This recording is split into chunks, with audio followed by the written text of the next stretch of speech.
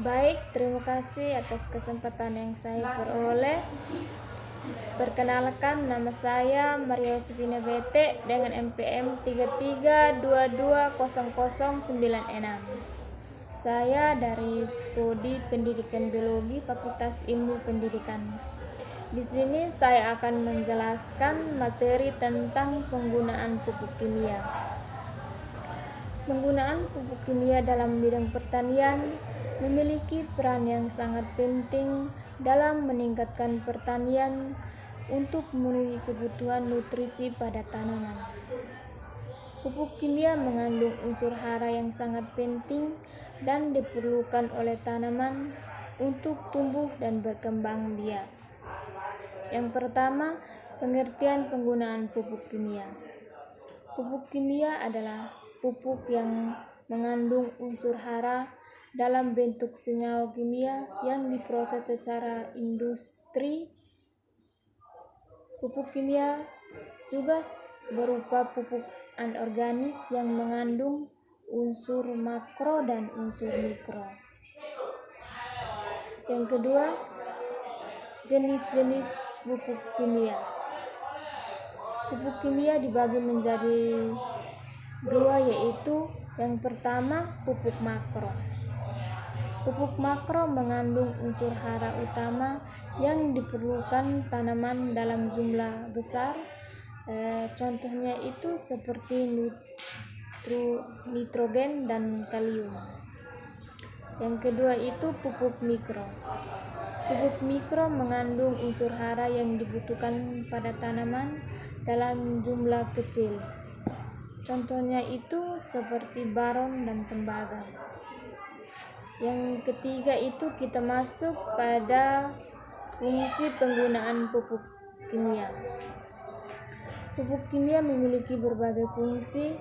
Yang pertama, meningkatkan hasil pertanian.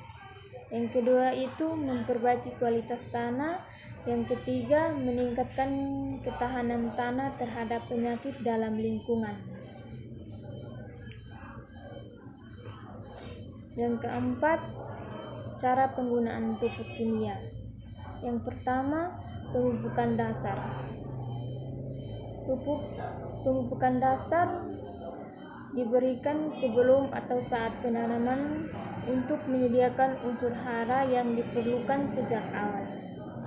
Yang kedua, pemupukan susulan dilakukan selama beberapa kali dalam masa pertumbuhan tanaman untuk memenuhi kebutuhan unsur hara yang semakin meningkat. Yang berikut, yang kelima itu kelebihan dan kekurangan penggunaan pupuk kimia.